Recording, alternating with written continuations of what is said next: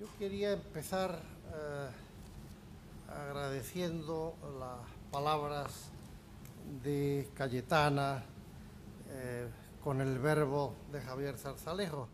Siempre en estas presentaciones los elogios son exagerados, no en el caso del presidente Betancourt, sí, y mucho en el mío.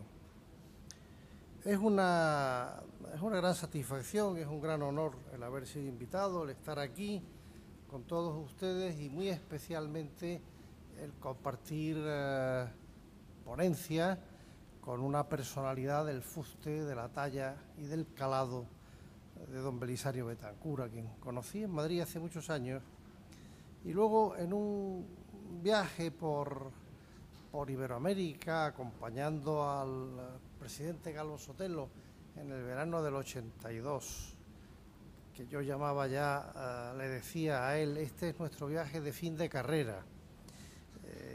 Y él me decía, ¿por qué? Digo, bueno, de la fin de nuestra carrera política ya, cuando volvamos las elecciones, pues figúrate. Por esos días se convocaron y tuvimos la oportunidad de asistir a la toma de posesión del presidente Betancourt. No sé si fue en un acto en el Palacio de Nariño o en la Asamblea, pero el caso es que en uno de los magníficos discursos que dirigió, hubo un momento en que el presidente Betancourt dijo, bueno, yo creo que además todos los que estamos ahí, que somos de estas latitudes, tenemos que vernos más porque tenemos que dialogar. Y entonces se quedó mirando al presidente Leopoldo y a mí, que estaba a su lado, y dijo, bueno, y quiero decir, Leopoldo, y José Pedro dijo mi nombre también, que vosotros sois de estas latitudes. Cosa que desde entonces a mí me reforzó mucho en mi vocación iberoamericanista, de esa manera tan entrañable de llamarnos. Y yo lo que voy a hacer hoy es, en España a veces tenemos la tendencia a lo que yo llamo la onfaloscopia, mirarse mucho el ombligo, reflexionar mucho sobre nuestros problemas, esencias y naturas. Y tendemos a hablar mucho, cuando hablamos de la Constitución de Gaditana, de la influencia de esta Constitución en Iberoamérica, que alguna tuvo, sobre todo fue en Europa donde la tuvo, pero bueno, eso veremos brevemente. Me parece más interesante, para demostrar que fuimos en algunos momentos una sociedad de América, dedicarme a explicar brevemente la enorme influencia de los americanos, de América como cuestión, en la elaboración de la Constitución de 1812. He empezado poniendo aquí Plaza de la Constitución porque en aquella Constitución liberal los latinos tendemos a hacer también intervencionismo y se ordenó al final, antes de disolverse, no antes de que la disolvieran, antes de disolverse para dar lugar a las Cortes Ordinarias, que ese letrero que pone ahí Plaza de la Constitución, que ustedes ven, estuviera en todas las plazas mayores de los dominios del rey de España. Y estuvo. Solo se conserva, que yo sepa, la que existe en el Museo de las Cortes en Cádiz, del que saldrá aquí alguna pieza. Pero en muchos sitios mis amigos mexicanos, por ejemplo, me dicen que la Plaza del Zócalo, cuyo nombre oficial es Plaza de la Constitución, sigue llamándose Plaza de la Constitución desde entonces, aunque sea de otras constituciones. Queda la idea y se modifica la forma, en cierto modo. Pero en fin, esto empieza con una situación en España muy conocida, una situación interna que los españoles y los americanos percibían como ilegítima por el valimiento de Godoy, ilegítima en su origen, ilegítima en su ejercicio, que da luego una enorme corrupción, ilegítima en lo equivocado de sus soluciones, que hacía oscilar periódicamente la política española entre la alianza francesa y la alianza inglesa. En un último intento de Godoy de pervivir, acepta una alianza ofensiva con Napoleón para invadir Portugal, para quedarse con el príncipe de los Algarves. Y eso autoriza a Napoleón a invadir pacíficamente España, pero a invadirla. Y entonces luego ocurre un golpe en Aranjuez, el motín de Aranjuez, se pelean Carlos IV, el rey, y su hijo, el deseado Fernando VII, y no se les ocurre cosa mejor que ir a buscar a Napoleón para que arbitre entre el padre y el hijo. En esa carrera hacia Bayona se encuentran con Napoleón, que ya está ocupando España, y Napoleón arbitra en su favor. Y luego se lo cede a su hermano José. Pero lo importante, a lo que yo voy, es que Napoleón convoca una asamblea de notables en Bayona, no elegida, sin ninguna representación democrática, de personas de Madrid, básicamente, 91 personas, entre las cuales, por cierto, incluye a 6 americanos, 6 españoles americanos que residían en Madrid, de los cuales llegan primero 5 y luego el sexto, y se aprueba esta carta otorgada llamada Constitución de Bayona, uno de cuyos principios fundamentales es la absoluta igualdad de derechos entre los españoles de ambos territorios, como se dice entonces, luego se dirá hemisferio. Esto representa aunque venga del usurpador, representa un salto político fundamental en la vida política española, porque situar aquella obsesión por la conservación de los dominios o por la unión política en otro terreno, ¿no? Y a partir de ahí viene la rebelión en España, vienen las juntas en España y en América basadas en el mismo principio. Nosotros obedecemos al rey, primero no sabemos cuál de los dos, y sobre todo lo segundo, no estando el rey, los reinos no están subordinados unos a otros, ni en la península e islas adyacentes, ni en América. Las juntas empiezan todas igual. Pero en fin, en España al menos la Junta Central consigue mantener su autoridad en todos los territorios que no estén ocupados por los franceses y convoca unas Cortes Generales contra Programa Bayona y introduce el tema de la libertad en la lucha contra Napoleón, contra Programa, y además convoca para Cádiz. Y aquí les he puesto a ustedes el escudo del Consulado de Cádiz. Cádiz, en el siglo XVIII, había recibido de la corona el monopolio de la carrera de Indias, que había tenido antes Sevilla. Y ese monopolio quería decir muchas cosas. Quería decir que este era el escudo del consulado, del Tribunal de Comercio. No lleven ustedes los elementos simbólicos, las 2 columnas, antes que eran las de Hércules en Gibraltar, ahora son el plus ultra de los que han ido más para allá, los 2 hemisferios y la corona. Este símbolo de los 2 hemisferios alude a la igualdad de los españoles de los 2 hemisferios, que es el programa esencial de Cádiz. Bien, ¿qué hace además la Junta Central al convocar? Convoca unas Cortes de un solo brazo. Es decir, toda esta discusión tremenda del principio de la Revolución Francesa, si el tercer Estado, el clero y la nobleza tienen que reunirse juntos o separados, se evita. Va a convocarse solo a las ciudades con voto en Cortes, como se venía haciendo tradicionalmente de los reinos peninsulares, y a los similares de América. Y aquí tienen ustedes el decreto que se puede leer, y si no lo leo yo, el Rey Nuestro Señor, la grave y urgente necesidad, permitan, concurran diputados de los dominios españoles de América y Asia, los cuales representen, digan y lealmente la voluntad de sus naturales en aquel Congreso, del que ha de depender la restauración y la felicidad de toda la monarquía. Vendrán a tener parte en la representación de las Cortes diputados de los virreinatos de Nueva España, Perú, Santa Fe, etc. Toda América es convocada. Nos llevaría muy largo ver cómo se celebran las elecciones en un sitio u otro de manera similar y con base teórica, y en donde se pudo practicar en un sufragio universal masculino a través de 13 grados. América viene a Cádiz. ¿Y qué es lo que...? Aquí tenemos otra declaración patriótica ya de la regencia. La regencia que asume la jefatura del Estado, compuesta por 5 personas, ya hay un americano, el señor Lardizábal, que viene de México a hacer parte de la regencia, luego lo veremos. Y aquí, si leen ustedes, algunos de ustedes pueden leer este texto, pues esos dominios, parte integrante y esencial de la monarquía española, le corresponden los mismos derechos y prerrogativas que a la metrópoli. Siguiendo ese principio de eterna equidad y justicia, fueron llamados esos naturales a tomar parte en el gobierno representativo, y ya desde hoy sois libres, no os podéis. Todo esto es lo que está emitiendo la regencia al convocar las Cortes. ¿Y tiene importancia que se convoquen en Cádiz? Pues sí, tiene mucha importancia por varias razones. Primero, porque Cádiz era, sin duda alguna, la ciudad más rica, entonces nada que ver con la situación actual, de todo el imperio, por utilizar ese nombre una vez. Y era más rica porque había sido la cabecera del monopolio del comercio de India. Y cuando se empezó a declarar la libertad de comercio, ya su infraestructura, sus compañías de seguros, sus compañías navieras, su bolsa, le permitieron seguir manteniendo una primacía en ese comercio. Y eso dio lugar a una sociedad más cosmopolita, más rica, más culta, más libre, más comercial que en el resto de España. Todavía Rubén Darío decía de Cádiz en el siglo XX, es la más americana de las ciudades españolas. Y efectivamente, allí había mucho americano.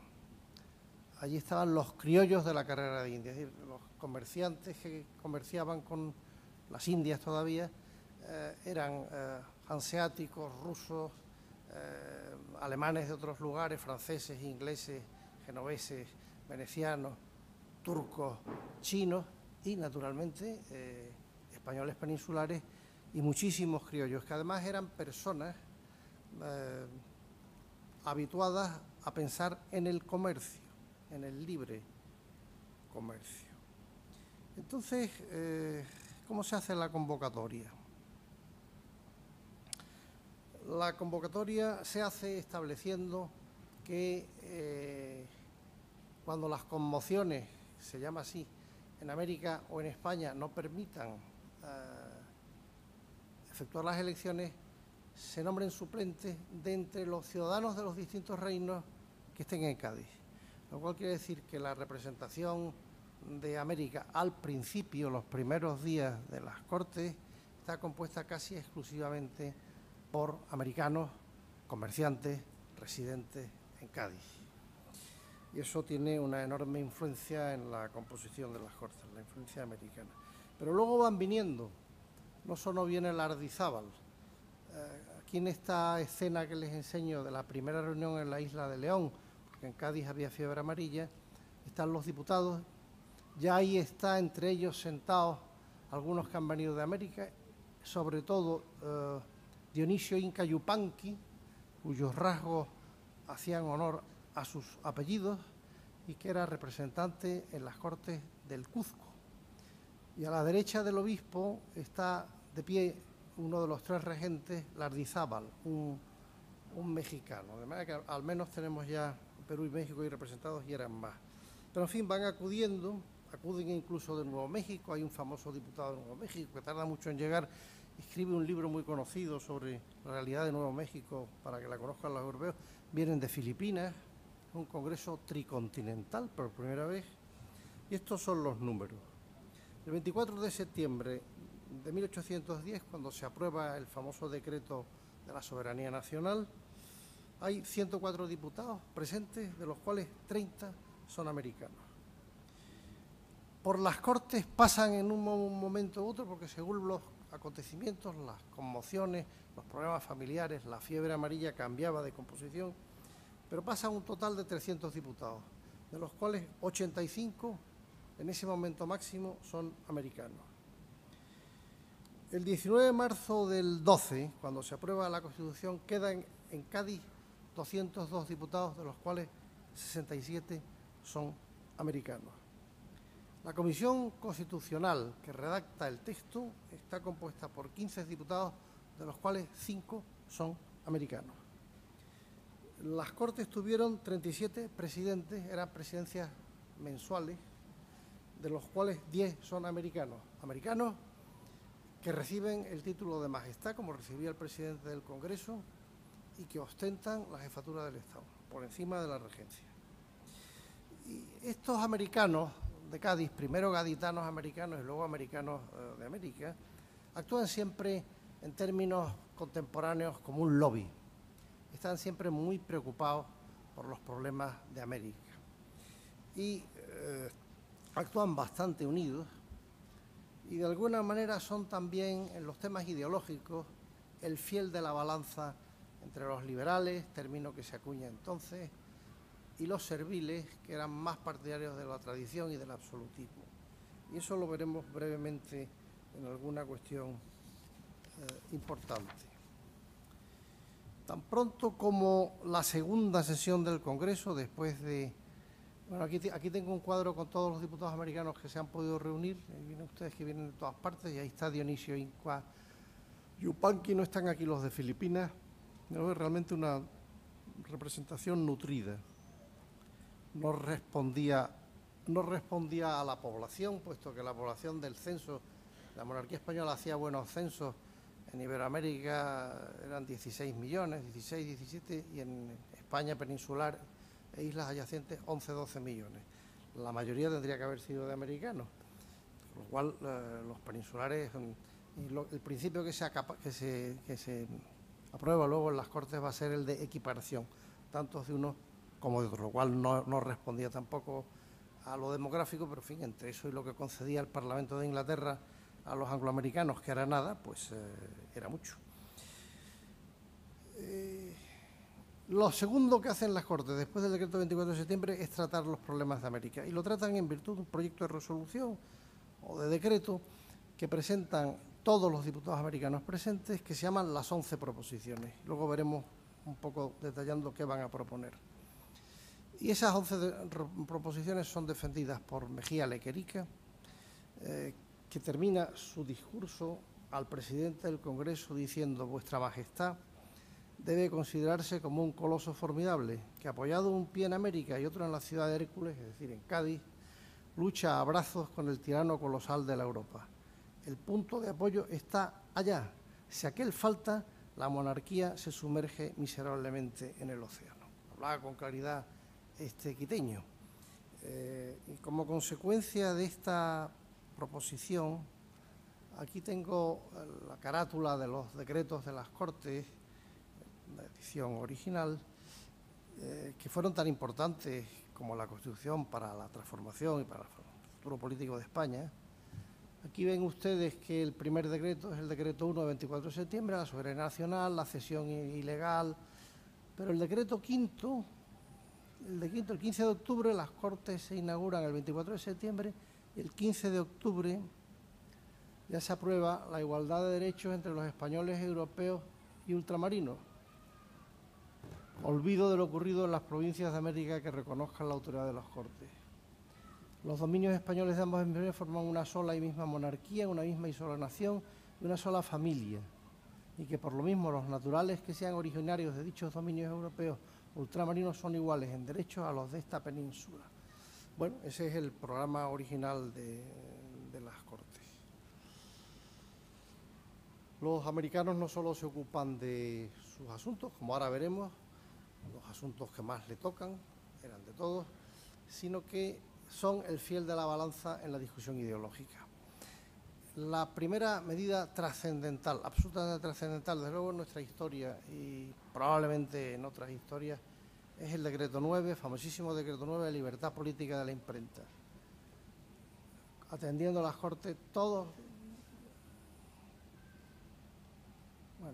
los cuerpos y personas particulares de cualquier condición de Estado que sean tienen libertad de escribir, imprimir y publicar sus ideas políticas sin necesidad de licencia, revisión o aprobación alguna anterior a la publicación. Este es el principio. Este decreto costó sacarlo, y el discurso fundamental que lleva a la mayoría, porque el sistema de partidos no era tan rígido como el que tenemos en España ahora, es de nuevo de Mejía Lequerica. Mejía Lequerica hace el discurso que lleva a los americanos a apoyar el decreto de libertad de imprenta y con ello a que tenga mayoría. Por tanto, están ocupándose de los problemas que más le conciernen, pero están también ocupándose del conjunto. Y dado que se ha conquistado la libertad de imprenta y que se ha conquistado el principio de igualdad de los dos hemisferios y de los originarios de los dos hemisferios, hay un largo debate que está en las 11 proposiciones. No sé si tengo que parar ya. Tengo que parar ya, ¿no? Tengo que parar. ¿Sí? Hay un largo debate en el que se discute esa igualdad. ¿De quién es esa igualdad?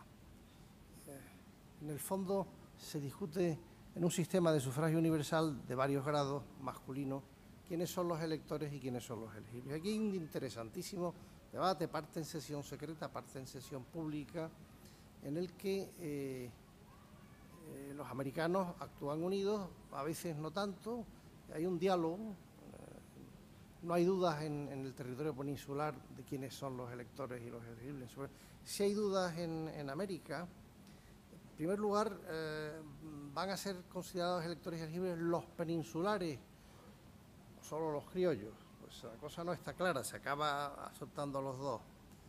Van a tener derecho sufragio universal, ser electores elegibles los originarios, como se les llama en ese momento, es decir, los que no son de extracción europea, los que no son los criollos, por supuesto que sí.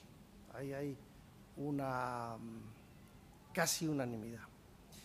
Empiezan las cosas a complicarse con las castas, que era un término que se utilizaba de otra manera en el siglo XVIII, pero que en este momento y en este debate es la manera eufemística de referirse a los habitantes de América de origen africano, los afroamericanos españoles.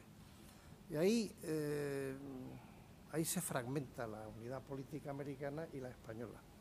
Según virreinato, según qué país, pues está más a favor o menos a favor. Hay incluso una propuesta muy táctica, demasiado táctica, de un diputado peruano que dice no, son electores, porque así tenemos más electores y tendremos más diputados, pero no son elegibles porque no pueden. Ahí se debate. Y hay un cuarto debate que ya también se echan para atrás, que es el debate de la esclavitud. ¿Se abole la esclavitud o no se abole la esclavitud? No se abolió. Es evidente que los acontecimientos de Haití habían mandado un miedo enorme por todo el continente y que esta cuestión, ahí se ve ya también la influencia de los diputados de Santo Domingo, de Puerto Rico, de Cuba, donde el problema tenía otra dimensión. No se abole. Aún no aboliéndose, esto es una revolución enorme. Bueno, y los otros puntos que tocan los americanos son las conmociones, se las llama así, las conmociones, si ausenta el rey, unos reinos no están subordinados a otros, por tanto lo que nosotros hicimos es lo mismo que se hizo en la península y hay que perdonar a todo el mundo. Aquí hay otro decreto de amnistía, el régimen económico, la libertad de comercio, la propiedad, la abolición de las mitas y de las encomiendas, igual que en España se han abolido por los mismos los señoríos jurisdiccionales, problemas diversos pero que tienen algo en común y que da lugar a unos pleitos importantes a lo largo del XIX, la organización territorial, con un debate entre federalismo, digamos, y jacobinismo.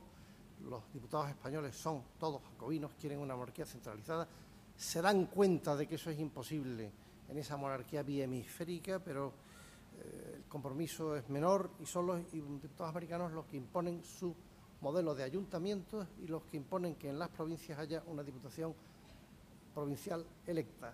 La idea de una diputación provincial es una ley enteramente impuesta por los diputados americanos en la Constitución de Cádiz.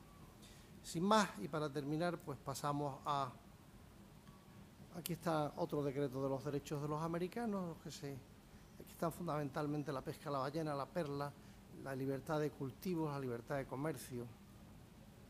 En la iconografía de la época, que no se ve bien, pero bueno, esta es la medalla de la Constitución, y ahí siempre hay lo mismo, la Constitución, los dos hemisferios, una estatua representando a Europa y otra a América. Aquí lo mismo, en este abanico constitucional, los pilares, los dos hemisferios, Europa y América. Aquí tenemos algunos de los... Este es el regente Lardizábal. Aquí tenemos a Morales Duárez, mexicano, importantísimo orador de las Cortes. Aquí está Ramón Power, el puertorriqueño, personaje también importante luego en la historia de Puerto Rico. Y al llegar ya a las influencias, hemos visto las influencias americanas en la Constitución del 12 y en la obra del 12, muy brevemente. Y ahora, sí, ¿tuvo influencia? Pues sí. No hablaré de las constituciones de la nueva, del Reino de la Nueva Granada, primero por respeto absoluto a don Belisario, que está aquí, sabe infinitamente más que yo de ello. Y segundo, porque realmente se adelantaron al 12, la de Dinamarca, la de Cartagena, se adelantaron. Pero en todos sitios se adelantaron y hay tres por lo menos, la de Apatzingán en México, que es todavía una constitución para México, ahí lo pone, Decreto Constitucional para la Libertad de la América Mexicana, 1814, aunque la edición es del 15, Rey Fernando VII, comunidad con los españoles y principios esenciales de la Constitución del 12, para México. Ahí está el monumento a la Constitución de Apatzingán, que está en Apatzingán. Otros sitios, pues la Constitución chilena del 22, bastante inspirada directamente en la del 12, y la Constitución brasileña del 24, traída de la portuguesa del 22, que es copia directa de la española del 12. Quedan en América todavía dos monumentos a la Constitución del 12 de aquellos que se mandaron a erigir en todas las cabeceras. Este que está en Comayagua y que allí ha estado desde entonces, incluso tiene la corona real arriba. Y otro en San Agustín de la Florida, que allí sigue. La Florida en aquel momento todavía era posesión de los reyes de España, luego se transfirió a los norteamericanos. Y ahí está esa conmemoración, que por cierto tiene un signo masónico que siempre ha estado allí. He puesto estas para que vean ustedes los términos en que deroga Fernando VII la Constitución cuando vuelve, porque este es muy impresionante. Declarar aquella Constitución y tales decretos nulos y de ningún valor ni efecto, ahora ni en tiempo alguno, como si no hubiesen pasado jamás tales actos y se quitasen de en medio del tiempo. La pretensión de un rey absoluto, incluso de mandar en el pasado, ¿no? Ya la habían tenido los faraones, pero era... Y aquí vuelve a abolir la Constitución después del trienio del 20, y esto es cuando la vuelve a reimplantar, marchemos todos juntos y yo el primero. La Constitución de 1812 tiene una influencia absoluta fuera de América, en Europa, en el trienio. Es proclamada directamente Constitución en Portugal y de ahí pasa a ser copiada por la brasileña. Es proclamada directamente Constitución con su propio texto en el Piamonte, durante unos días, luego se modifica, y en el Reino de las Dos Sicilias, además en Nápoles y en Sicilia. Y se convierte en el mito liberal, en el texto político liberal, antes de la Revolución Francesa de 1830. Los textos franceses de la Revolución estaban empañados por la sangre del terror, los textos napoleónicos sabíamos todos que eran dictaduras, y esta Constitución tenía el prestigio de la guerrilla, de la resistencia a Napoleón, el prestigio de la persecución y el prestigio de ser el texto correcto que podía servir como Constitución llave en mano en las revoluciones liberales, y lo fue. Cantada por Byron, elogiada por Bentham, que decía en una carta a Jefferson: la esperanza del mundo reside en Cádiz porque se está alumbrando el sistema político más avanzado del mundo, o sea, la Constitución de Cádiz. Y si tengo un minuto, leo lo que escribió un autor del que yo fui lector de joven y ahora ya no, el 24 de noviembre del 54, a toro completamente pasado, ya los textos importantes son la francesa del 30 y del 48, en el New York Daily Tribune. Las circunstancias en que se reunió este Congreso no tienen precedente en la historia. Además de que ninguna asamblea legislativa había hasta entonces reunido a miembros procedentes de partes tan diversas del orbe, ni había pretendido resolver el destino de regiones tan vastas en Europa, América y Asia, con tal diversidad de razas y tal complejidad de intereses. Casi toda España se hallaba ocupada a la sazón por los franceses y el propio Congreso aislado realmente de España por tropas enemigas y acorralado y bombardeado en una estrecha franja de tierra desde la remota punta de la isla gaditana, y a la vista de un ejército que la sitiaba. Las Cortes emprendieron la tarea de echar los cimientos de un nuevo mundo. Examinando, pues, la Constitución de 1812, llegamos a la conclusión de que, lejos de ser una imitación servil de la francesa de 1791, era un producto original de la vida intelectual española y americana de la época, que respondió a muchas de las reivindicaciones de los americanos. Y lo curioso de este texto es que el periodista que lo firma es Carlos Marx. Carlos Marx. De manera que si tenemos esa influencia americana que he querido dejar trazada, es algo que elogia Byron, Bentham y Marx, pues Termino ya con el mito. Para los rusos, después de la caída de los doceañistas en 1823, esa constitución, que era monárquica y que respetaba la religión, era la constitución. La tradujeron al ruso,